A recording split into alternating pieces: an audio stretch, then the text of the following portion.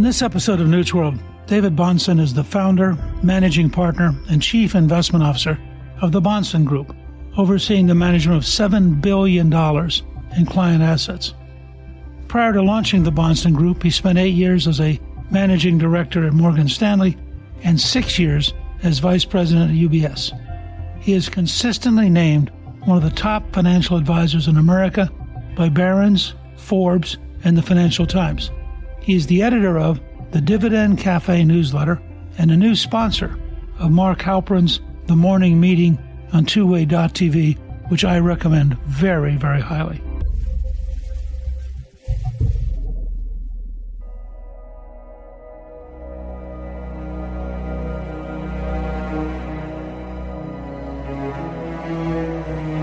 David, welcome, and thank you for joining me in Newt's World. Well, thank you so much for having me. Now, before we get into the serious stuff, I have to ask you a couple things. Your bio says, quote, David's true passions include anything related to USC football, the financial markets, politics, and Chinese food. So what is your favorite Chinese food? In terms of restaurants, Manhattan just is the place in America to get Chinese food, no question. But I will admit it's kind of a guilty pleasure. Sometimes I like the more takeout, greasy places even than the real nice fine dining. But I do love Chinese food. What led you to Chinese food? Well, I think that it was just sort of a guilty pleasure when I was younger. My dad loved Chinese food. He and I were so close. He passed away pretty young. I have such fond memories as a kid of eating Chinese food with my dad. I imagine it's not just the culinary side, but a little nostalgia as well. Oh, that's great. So we're going to dive into more serious stuff. As you know, the Trump administration's stance on trade and tariffs has been a defining feature of their economic policy.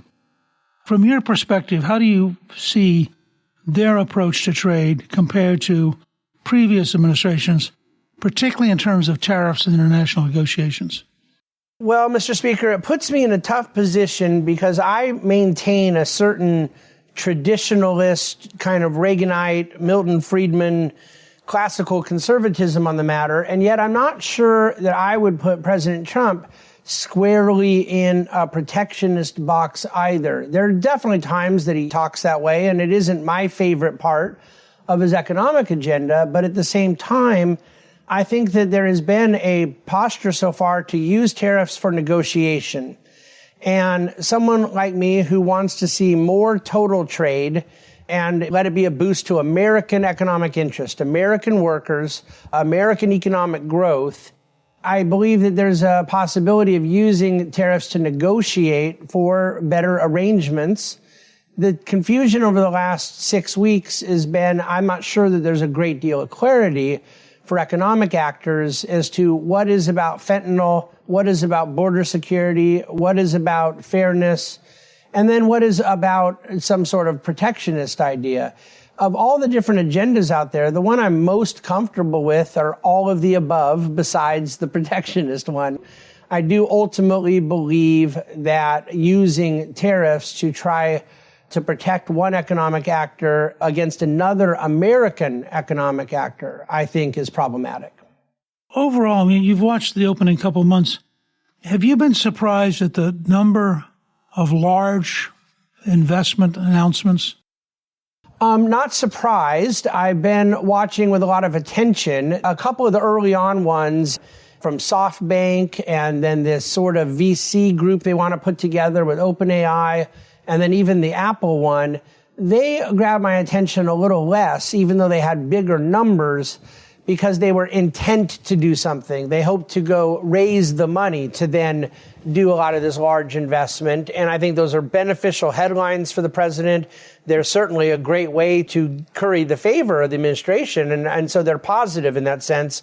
But a smaller announcement that is a bigger deal to me is things like Hyundai this week.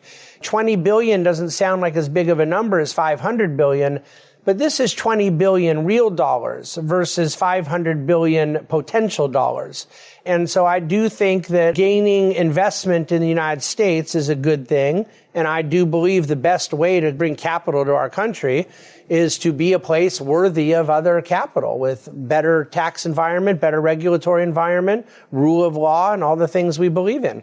In that context, how important is the development of a tax cut and regulatory reform bill sometime early this year?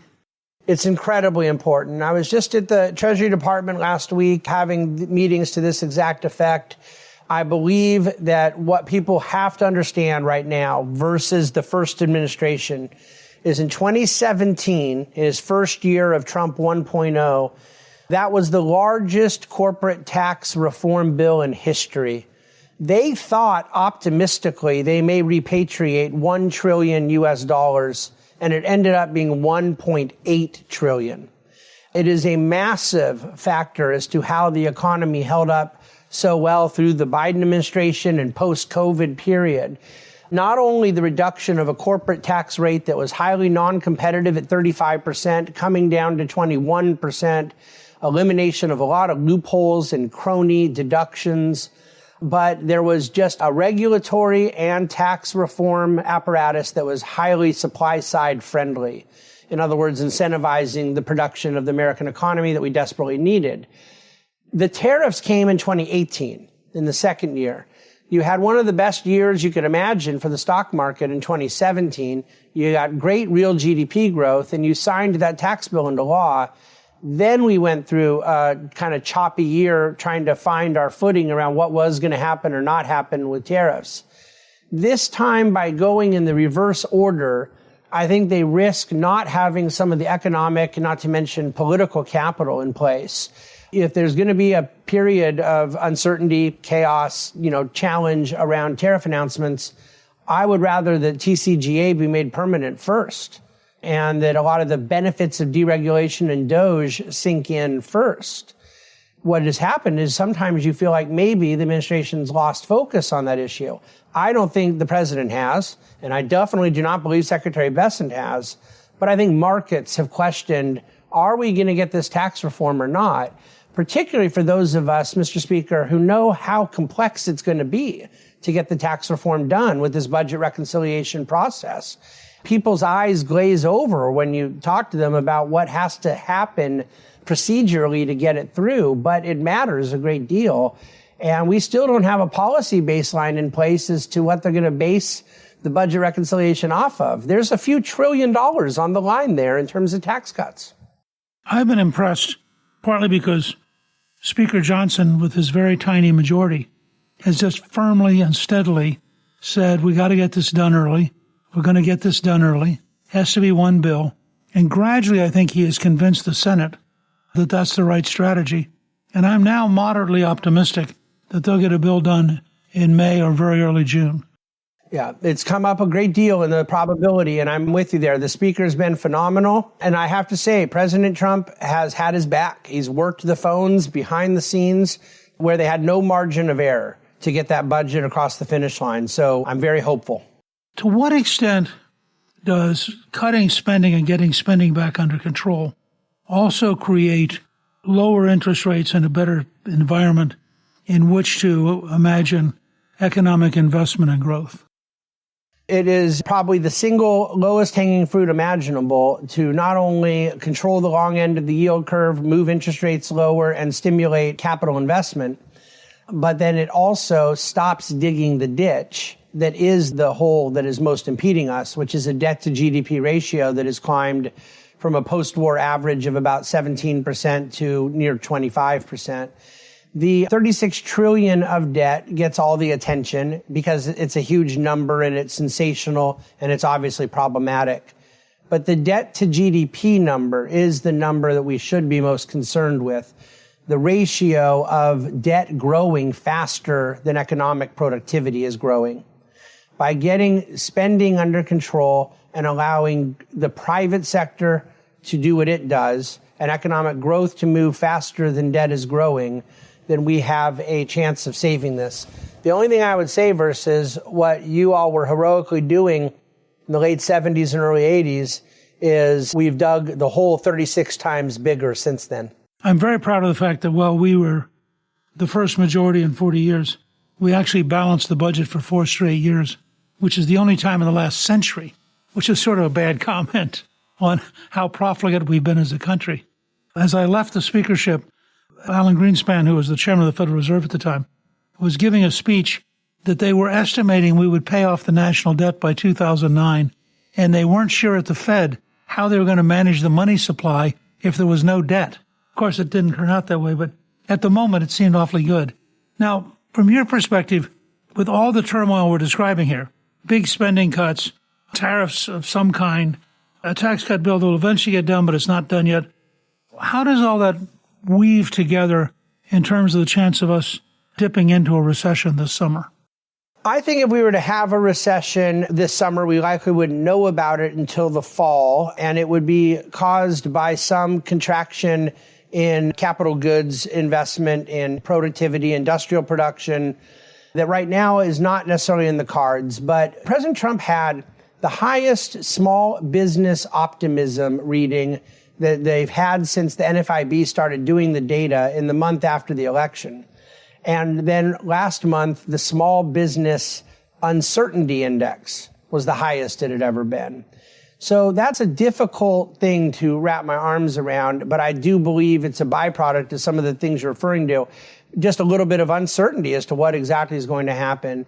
My own read on it, and I'm not by any means a political insider, but I think the messaging I hear from Treasury gives a little more clarity than the messaging I hear from Commerce. And that's part of the issue, and we'll see what happens on April 2nd. But I do believe markets, and not just financial markets and risk assets. A lot of people think I'm always talking about the stock market. That's not what we're really referring to here. It's businesses being able to invest in a new factory, new R&D, new hiring plans.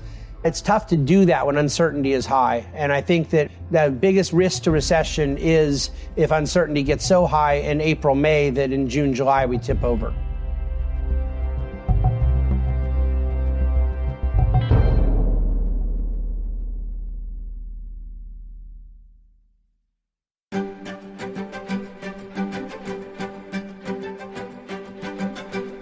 I think for small businesses, they don't quite know what the effect of the tariffs is going to be on the products they have to buy.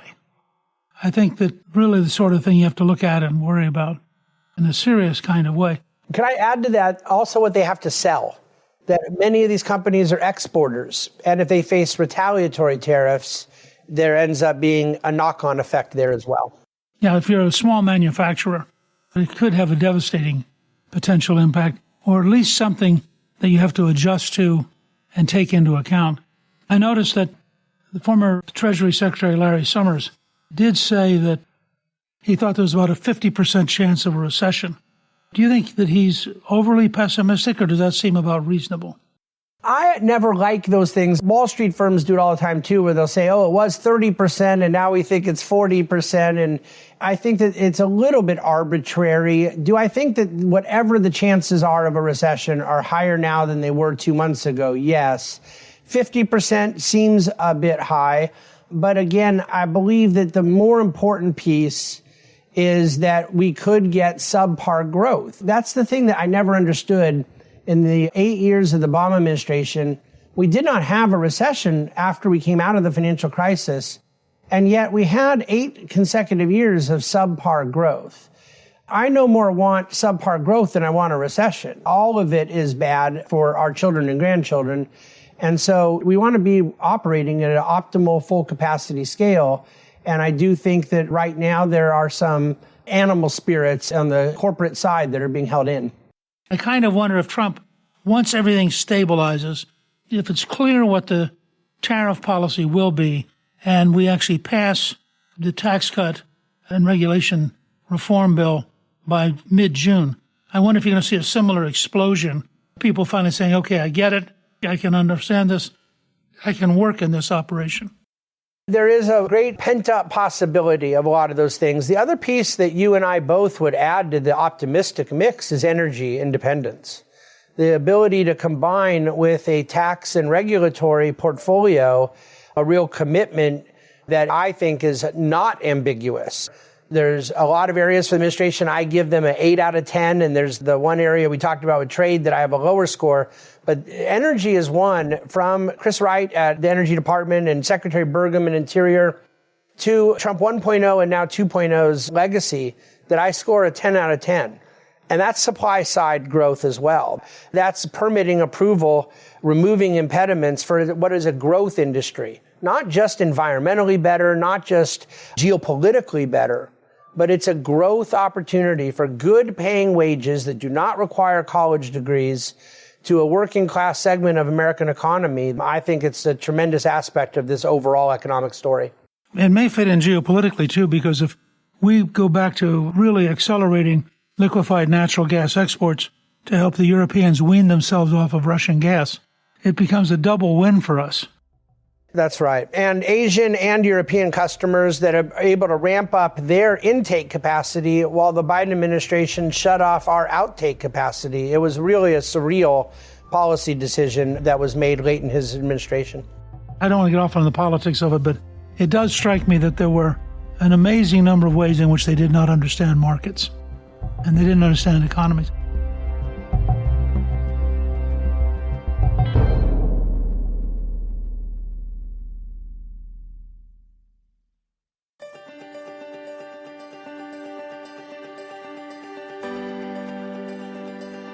The opposite of a recession, of course, is the whole inflation problem.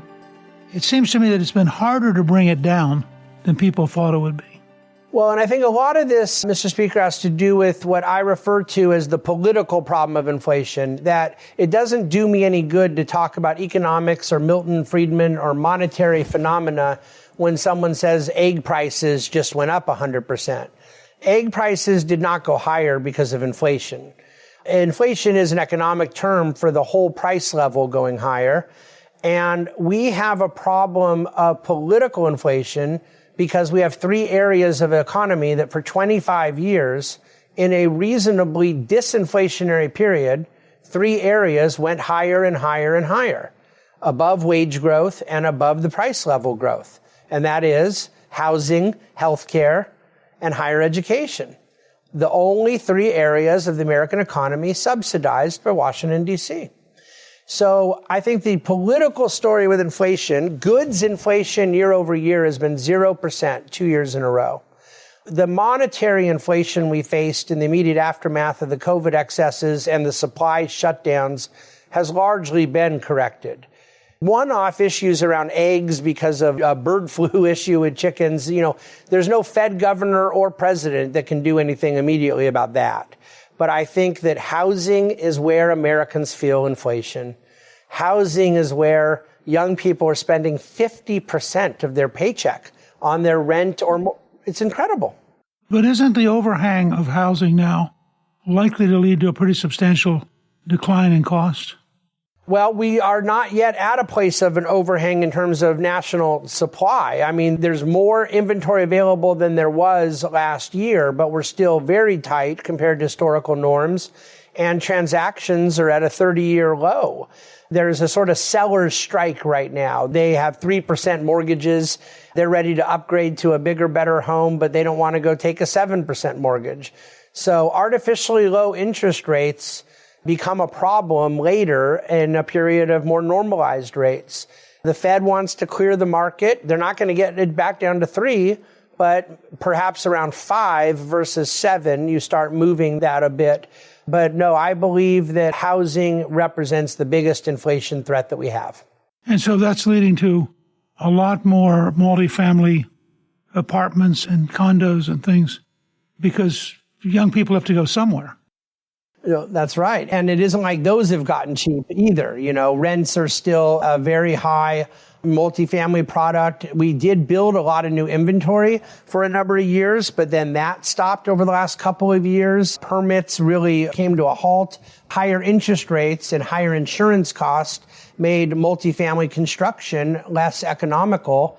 Cities that were booming like Austin and Phoenix and Nashville and many Florida cities, they saw a lot of new multifamily inventory come online, but we're substantially underbuilt as a country in single-family residence.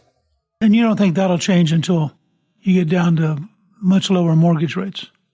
Much lower mortgage rates, and again, the federalist in me has to always point out that Washington, D.C. can't do everything. States like California and New York, I sort of jokingly, except for I was being serious, said to our friend Mark Halperin this morning on 2A, Apparently, we know the blueprint for what to do about getting more supply in blue states, because I heard the governor of California say it on Meet the Press the week or two after the fires. He said what they're going to have to do to rebuild is suspend SECA, give zoning relief, permitting relief, regulatory relief. And I thought I agree with everything he just said, except for I didn't need the fires to know that that would work. And we'll see if he can get the California legislature to do it. What's your reaction to the whole Department of Efficiency, the DOGE effort, and the way they've moved forward? Well, I am mostly very supportive and sympathetic. The concept of it I liked a lot. I think the personality of it changed publicly with Vivek stepping aside to go pursue his Ohio race. He has a certain eloquence and skill as a messenger that I think would have been beneficial. Governor Mitch Daniels said something about DOGE a couple weeks ago that stuck with me, that his advice would be for them to basically do what they're doing, but to talk less and do more. And part of me wonders if we didn't hear anything about it for 6 months. No tweets, no videos, no website update. And just in 6 months, they called a press conference and gave us the list of everything they had done. I think it would have 95% approval with the public. But this kind of day-by-day stuff, putting stuff on the website, having to take it back, there's mistakes made, there's a lot of messaging chaos. That could be a reflection of my personality as a more traditionalist, that I'm a kind of measure twice, cut once kind of guy. And this lends itself to a certain degree of chaos that I understand is unavoidable. But I think that the public's approval of it dropping 20% is largely stylistic. And part of me thinks that the substance of it is still going to be very popular. When you look at all this and you just close your eyes, forget politics, etc., you know, Trump talks about a golden age. Do you think 10 years from now, America is likely to be dramatically better off, a little better off, or still sort of in the doldrums? For us to be in a better place in 10 years, America cannot be as secular as a country as it is now. It is going to have to re-embrace, and there are signs that it is doing so, that Gen Z is a bit more open to church and to synagogue and to embracing some of the Judeo-Christian principles of our nation than Gen Y was. But in 10 years to come out of the doldrums, it's not going to be because of egg prices. It's not going to be because GDP came up from 2.4 to 2.8. There's a spirit around the country that is not in a good place. And there's a lot that can be done on a policy front, and there's a lot that needs to happen economically, but I still believe the largest things that plague us are cultural, and that sort of restoration of a Tocquevillian vision of the country with strong communities, it's going to be very hard for that to be back in 10 years. The 1960s radicalism that undid it didn't work in 10 years. It took 30 or 40. We're going to need more than 10 to get back. This is why I think the 2026 election is so important. You have to keep the House. You have to keep the momentum. You have to win the election of 28 for all President, Senate, and House. And if you can get 3 terms in a row, Trump and then 2 terms for the next president, you probably by then will have locked into place patterns and trends which will have ended the Roosevelt era and move us towards a more decentralized, more voluntarism and more faith-based society than we've been in the last 30 or 40 years. I think that there's a lot of merit to that, and that for us to conscientiously do that, it also provides the political capital to do some of the big, difficult things that will have to be done, entitlement reform and so forth. So there's a lot of wood to chop, but one election at a time. And in the meantime, I still believe, as much as all of us are oftentimes stuck in the political sphere and the economic sphere, policy, so much of this will come down to our own efforts with our families and communities and churches as well. David, this has been a lot of fun. I've been reading your ads with Halpern. So when you told me that you were available and going to join us, I was really thrilled. And it certainly lived up to all of my hopes. I hope someday in 6 months or so you'll come back and give us another view of how the world's evolving. I want to thank you for joining me. I want to let our listeners know they can sign up to get your newsletter, Dividend Cafe, by visiting your website at thebahnsengroup.com/Dividend Cafe. And if you're interested in politics like we both are, you can sign up to watch The Morning Meeting, sponsored by the Bahnsen Group at twoway.tv. Thank you very much. Thank you so much for having me. It's been a privilege.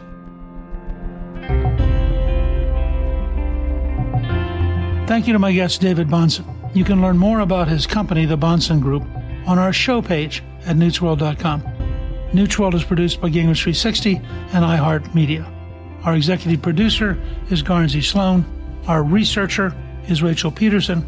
The artwork for the show was created by Steve Penley. Special thanks to the team at Gingrich 360. If you've been enjoying Newt's World, I hope you'll go to Apple Podcast and both rate us with 5 stars and give us a review so others can learn what it's all about. Right now, listeners of Newt's World can sign up for my 3 free weekly columns at gingrich360.com/newsletter. I'm Newt Gingrich. This is Newt's World.